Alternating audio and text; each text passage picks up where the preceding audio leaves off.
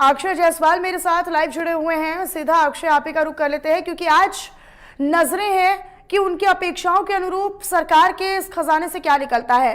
फिलहाल क्या अटकलें हैं, कितने बजे बजट पेश होगा, क्या लग रहा है कि किसके लिए क्या निकल सकता है, महिलाओं और युवाओं को फोकस में रखा गया है? जी देखिए, भजनलाल सरकार का पूर्ण बजट आज पेश होने जा रहा है। सुबह 11 बजे जो दिया कुमारी है, वित्त मंत्री है, वो इस बजट को पेश करती हुई विधानसभा के अंदर नजर आती हुई देखने को मिलेगी। इसी के साथ ही बजट की जो कॉपी है अभी विधानसभा पहुंच चुकी है और राजस्थान की जनता को उम्मीद है कि जो बजट है नई सरकार का, भजनलाल सरकार का, बीजेपी सरकार का, राजस्थान की जनता को काफी उम्मीदें हैं। क्योंकि राजस्थान की जनता चाहती है कि जो मूलभूत सुविधाएं हैं, जैसे कि पानी है, बिजली है, खाद्य सामग्रियां हैं और स्वास्थ्य है, अन्य जो सुविधाएं हैं, वो राजस्थान की जनता को मिले। और राजस्थान में बेरोजगार को भी अपेक्षा है कि इस बार जो भर्तियां है, 70,000 से ज्यादा जो भर्तियां है वो राजस्थान में हो, ताकि जो युवा बेरोजगार है, जो मेहनत कर रहे हैं, उनको यहाँ पर नौकरियां मिल सके। तो सीधे तौर पर मान सकते हैं कि आज का जो बजट है वो हर वर्ग के लिए काफी खास होने जा रहा है। इसी के साथ ही आम जनता चाहती है कि जो महंगाई है, महंगाई पे लगाम लगे। क्योंकि पिछले दिनों देखने को मिला है कि जो खाद्य सामग्री है वो काफी महंगी होती हुई सीधे तौर पर देखने को मिली है। गैस सिलेंडर के भाव है वो कम हो, ताकि आम जनता को जो है सीधे तौर पर राहत मिले। मान सकते हैं कि जब सुबह 11 बजे वित्त मंत्री दिया कुमारी बजट पेश करेगी तो हर वर्ग के लिए कुछ ना कुछ खास होगा। जी अक्षय, लेकिन सबसे बड़ी चुनौती होगी सरकार के ऊपर जो लाख करोड़ तक का कर्जा है, जो उससे बाहर निकलना। कहीं ना कहीं ये एक बहुत बड़ी चुनौती होने वाली है इस बजट में, कि साथ ही साथ आप लोगों को तो संतुष्ट कीजिएगा ही, लोगों को तो आप उनकी अपेक्षाओं के अनुसार कुछ ना कुछ दीजिएगा ही, लेकिन साथ ही साथ अपने आप को यानी राज्य को कर्ज से बाहर निकालना, ये एक बहुत बड़ी चुनौती होने वाली है।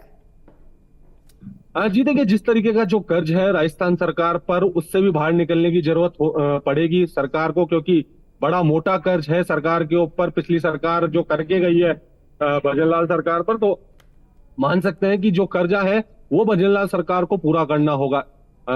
सरकार के लिए हालांकि कोई कठिन काम नहीं है, क्योंकि केंद्र में जो सरकार है वो बीजेपी की है। तो मान सकते हैं कि जो कर्जा है वो जल्द ही माना जा रहा है कि पूरा होता हुआ नजर आएगा। लेकिन राजस्थान में आज जब बजट पेश होगा, पूर्ण बजट जब पेश होगा, तो आम जनता को सीधे तौर पर माना यह जा रहा है कि राहत मिलती हुई नजर आएगी। खुद मुख्यमंत्री भजनलाल शर्मा ने कल एक बयान में कहा था कि आम जनता को सीधे तौर पर हेल्थ सेक्टर हो, चाहे शिक्षा के सेक्टर में हो, चाहे अन्य जो मूल सुविधा हो, वो सीधे तौर पर आम जनता को मिलती हुई नजर आएगी। हालांकि तो इंडस्ट्री सेक्टर में, रोजगार के सेक्टर में युवाओं को, महिलाओं को, किसानों को क्या कुछ चीजें मिलती हैं, व्यापारियों को कितनी राहत मिलती है, नौकरी पेशा वर्ग के लोगों को कितनी राहत मिलती है, ये आने वाला समय बताएगा। जब बजट पास हो रहा होगा उस वक्त ये चीजें साफ हो पाएंगी। अक्षय, आप बने रहेगा, आगे भी खबरों पर आपसे इसी पर जानकारी हम हासिल करते रहेंगे। लेकिन इसी बीच एक बड़ी जानकारी मिल रही है, एक बड़ी जानकारी हम अपने दर्शकों तक हम साझा करते चले। दरअसल बजट से जुड़ी हुई एक और बड़ी खबर अपने दर्शकों तक हम साझा कर देते हैं।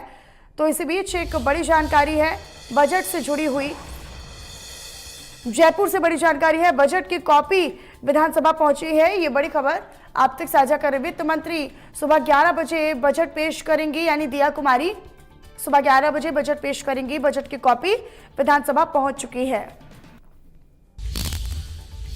तो ये देखिए, तस्वीरें भी आपको दिखा रहे हैं, बजट की कॉपी विधानसभा पहुंच चुकी है। ठीक सुबह 11 बजे विधानसभा में बजट पेश करती हुई दिया कुमारी, यानी राजस्थान की उप मुख्यमंत्री भी हैं, साथ ही साथ वो वित्त मंत्री का भी विभाग संभाल रही हैं और वित्त विभाग उनके पास है। लिहाजा वित्त मंत्री दिया कुमारी सुबह 11 बजे बजट पेश करने वाली हैं। लिहाजा लोगों को काफी ज्यादा उम्मीदें हैं, अपेक्षाएं हैं।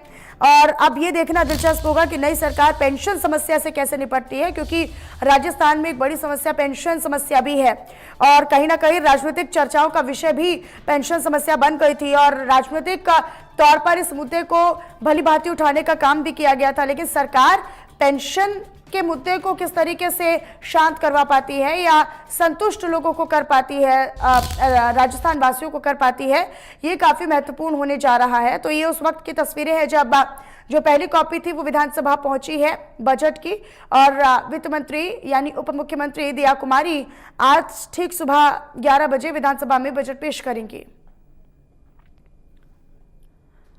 अक्षय मेरे सहयोगी लगातार मेरे साथ जुड़े हुए हैं लगातार। अक्षय, पेंशन समस्या का हम लगातार जिक्र कर रहे हैं। अब तो देखिए विधानसभा में पहली कॉपी भी पहुंच चुकी है।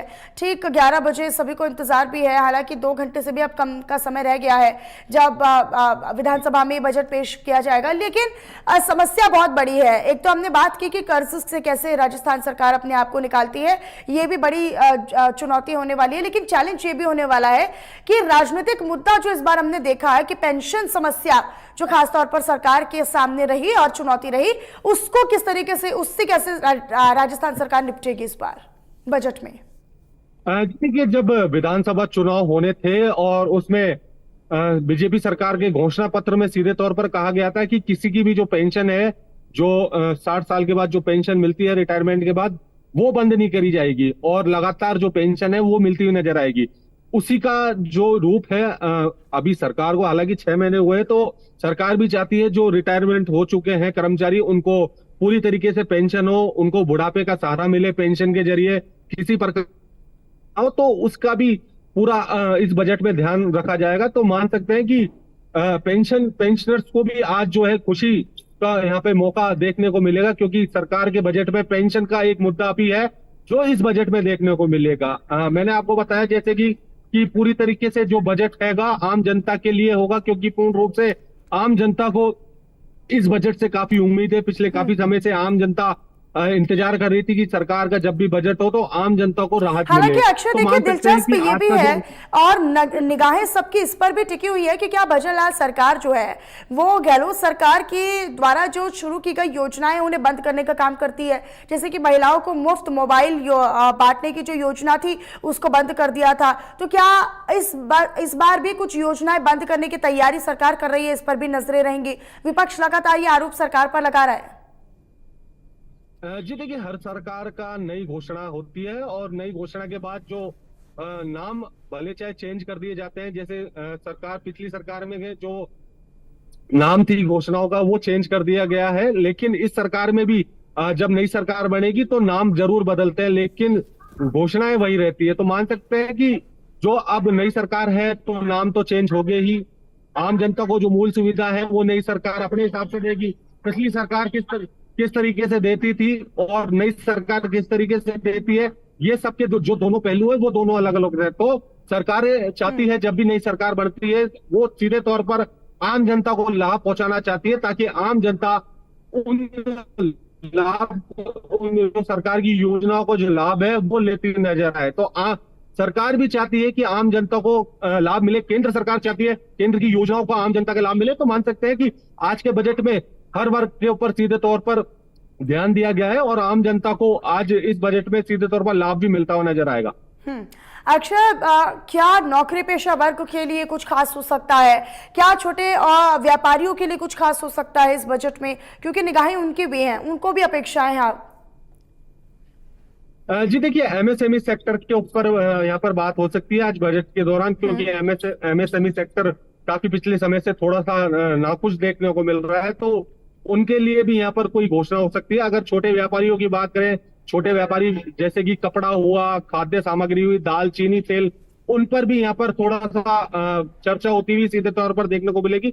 लेकिन ये तो जब 11 बजे जब वित्त मंत्री दिया कुमारी बजट पेश करेगी उसके बाद ही पता चलेगा कि कौन सा सेक्टर ज्यादा खुश होते हुए देखने को मिलेगा, वो बजट के बाद ही पता चलेगा।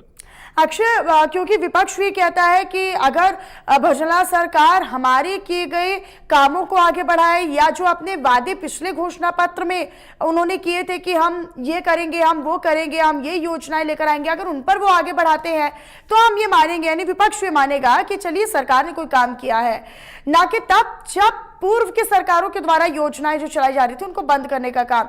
तो कहीं ना कहीं इस बीच एक विपक्ष के तौर पर एक अहम भूमिका कांग्रेस की देखने को मिल रही है। जी देखिए, अब की बार जो विपक्ष है वो पूरी तरीके से मजबूत होता हुआ देखने को मिल रहा है, क्योंकि काफी संख्या में जो विधायक दल है विपक्ष का, कांग्रेस का, वो सीधे तौर पर देखने को मिला है। आज विधानसभा में हंगामा भी हो सकता है बजट को लेकर, लेकिन लगातार जो बजट है वो पढ़ा जाएगा। भले चाहे विधानसभा में कितना भी हंगामा हो, विपक्ष को सरकार का बजट सुनना ही पड़ेगा। और पिछले दिन आप जैसे कि कह रहे हैं कि जो योजनाओं का नाम बदल दिया गया है। देखिए, जब भी सरकारें आती हैं तो उन योजनाओं का नाम बदल देती है। हालांकि योजनाओं का कुछ नाम भी अक्षय, और कई स्कीमें योजनाओं को तो बंद भी कर दिया गया। जैसे कि मैंने आपसे पहले भी जिक्र किया था कि महिलाओं को मुफ्त मोबाइल बांटने की जो योजना थी उसे बंद कर दिया गया। तो सवाल यही विपक्ष कर रहा है कि क्या आने वाले समय में जिस तरीके से बजट पेश होगा, क्या योजनाओं को बंद करने का काम सरकार करेगी? लेकिन एक ये बहुत बड़ा अवसर भी हो जाता है सरकार के लिए, क्योंकि भजनलाल सरकार बनने के बाद, उनके पूरी कैबिनेट बनने के बाद उनका ये पहला मौका होगा जब वो बजट पेश करने वाले हैं राज्यवासियों के लिए। जी देखिए, आप जैसा कि कह रहे हैं कि अगर जो योजनाओं का नाम चेंज करने का और बंद करने का, तो देखिए, जब भी नई सरकार आती है तो वो अपने स्तर पर काम करती है, और वो किस तरीके से काम करती है वो सरकार के ऊपर डिपेंड करता है।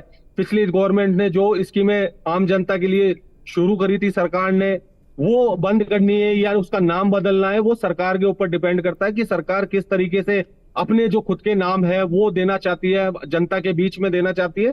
तो सरकार के ऊपर डिपेंड करता है। देखिए, जब भी सरकारें आएगी जाएगी, वो योजनाओं को बंद भी करती है और उन योजनाओं के नाम बदल के उनको सुचारू भी रखती है। तो कुछ योजनाओं को सरकार ने बंद भी करा है, तो कुछ योजनाओं के जो नाम है वो सिर्फ बदले गए हैं। तो सरकार अपने स्तर पे काम करती हुई अभी 6 महीने के अंदर देखने को मिली है। मैंने आपको जैसे कहा कि 70,000 से ज्यादा जो भर्तियां हैं युवाओं को, वो इस बजट में देखने को मिलेगा। हेल्थ सेक्टर की बात करें तो हेल्थ सेक्टर में किस तरीके से और सरकारी अस्पतालों को मजबूत किया जाए, और कितनी मशीनें, जो नई नई टेक्निक की जो मशीनें हैं, आम जनता को प्राइवेट अस्पताल का रुख नहीं देख के सरकारी अस्पताल में ही वही सुविधा मिल सके। तो सीधे तौर पर हर वर्ग के लिए यहाँ पर आज जो है आम जनता को सुविधा मिलती हुई सीधे तौर पर देखने को मिलेगी। अक्षय, क्योंकि यहाँ पर देखिए राजस्थान में जब हम महिलाओं को सशक्त करने की बात करते हैं, क्योंकि महिलाओं के खिलाफ जो अपराध है वो राजस्थान में हमने देखा है कि एक समय पर राजस्थान नंबर 1 पर था, और वहां पर जब हमने देखा कि राजस्थान में महिलाओं के लिए उतनी ज्यादा कड़ाई नहीं है, उतनी ज्यादा उनके अपराध को रोकथाम के लिए उतने ज्यादा सख्त कानून नहीं है, तो क्या उसको लेकर भी कोई बड़ी बात यहाँ पर सामने आ सकती है? क्योंकि ये कहा जा रहा है कि महिलाओं को फोकस में रखा गया, यानी महिलाओं को आत्मनिर्भर और महिलाओं को सशक्त बनाने के लिए कोई बड़ी बात या कोई बड़ी योजना या फिर कोई बड़ी घोषणा सरकार कर सकती है। जी देखिए, पिछली सरकार में जब कांग्रेस सरकार थी तो सीधे तौर पर बीजेपी का आरोप था कि काफी जो महिलाओं के ऊपर अत्याचार जो है, रेप के जो केस है, जो अन्य जो घटना है वो देखने को मिली थी। लेकिन जब बीजेपी विधानसभा चुनाव से पहले अपना जब घोषणा पत्र आम जनता के सामने रखा था, तो उस पर सीधे तौर पर महिलाओं के लिए, उनको सुविधा देने के लिए, उनकी शक्ति बनने के लिए यहाँ पर बात कही थी कि महिलाओं को सशक्तिकरण यहाँ पर करती हुई नजर आएगी। और सरकार ने 6 महीने में काफी लगाम भी लगाई है। जितने भी जो पेपर माफिया थे, चाहे महिलाओं के ऊपर जितने भी अपराध थे, वो यहाँ पर जो कमी है वो देखने को मिली है। और अच्छा, आपने बड़ा महत्वपूर्ण अभी बिंदु का जिक्र किया, आपने पेपर लीक की बात कही है, तो क्या ये समझ लिया जाए कि विधानसभा में जब कार्यवाही शुरू होगी, जब बजट पेश किया जाएगा, तो क्या पेपर लीक का मुद्दा विपक्ष के द्वारा उठाया जा सकता है, या फिर इसको लेकर कोई एक बड़ा कानून की बात सरकार के द्वारा इस बजट में लाई जा सकती है? जी देखिए, पेपर लीक का मुद्दा काफी बड़ा है राजस्थान में, क्योंकि युवाओं के भविष्य के साथ खिलवाड़ है वो पिछले काफी लंबे समय से देखने को मिला था। लेकिन भजनलाल सरकार ने लगातार पेपर माफियाओं के ऊपर कार्रवाई करते हुए उनको जेल के पीछे डालने का काम किया, और मान सकते हैं कि अब आगामी दिनों में भी जो पेपर जब होंगे सरकारी नौकरियों के, वो भी यहाँ पर अब लीक नहीं होते हुए नजर आएंगे, क्योंकि सरकार पेपर माफियाओं के ऊपर सख्त सीधे तौर पर देखने को मिल रही है और उनके घरों के ऊपर बुलडोजर चलाती हुई नजर आ रही है। बिल्कुल अक्षय, और कार्रवाई भी कर रहे हैं, लेकिन साथ ही साथ देखिए लोगों से भी आम सुझाव मांगे गए थे इस बैठक, क्योंकि बैठक के भी इसमें कल तक भी लगातार बैठकों का दौर चल रहा था, तो हमने देखा कि इसमें ये कहा गया है कि काफी बड़ी संख्या में लोगों के भी आम सुझाव माने गए, यानी कि आम लोगों का बजट होने वाला है सरकार के लिहाज से। जी देखिए, अलग अलग वर्गों से इस बजट के लिए सुझाव मांगे गए हैं, क्योंकि किस तरीके की जो सुविधाएं हैं हर वर्ग को मिले, तो अलग अलग वर्गों को बुलाया गया मुख्यमंत्री आवास पर, उनसे पूछा गया कि क्या कुछ होना चाहिए, क्या कुछ खास होना चाहिए ताकि आम जनता को यहाँ पर राहत मिले। तो देखिए, आज के बजट में हर वर्ग को सीधे तौर पर लाभ भी मिलेगा, आम जनता को सुविधाएं भी मिलेगी, और लोगों को अपने सरकार से अपेक्षाएं भी हैं कि आखिरकार भजनलाल सरकार क्या कुछ घोषणा पत्र में वादे किए गए, क्या, क्योंकि अब तो समय आ गया है उन पर अमल करने का, तो उनके ऊपर कितना अमल होता है ये देखना काफी महत्वपूर्ण और दिलचस्प रहेगा। अक्षय, अपनी नजर आप बनाकर रखिएगा। बहुत शुक्रिया आपका तमाम जानकारी को साझा करने के लिए। और इसे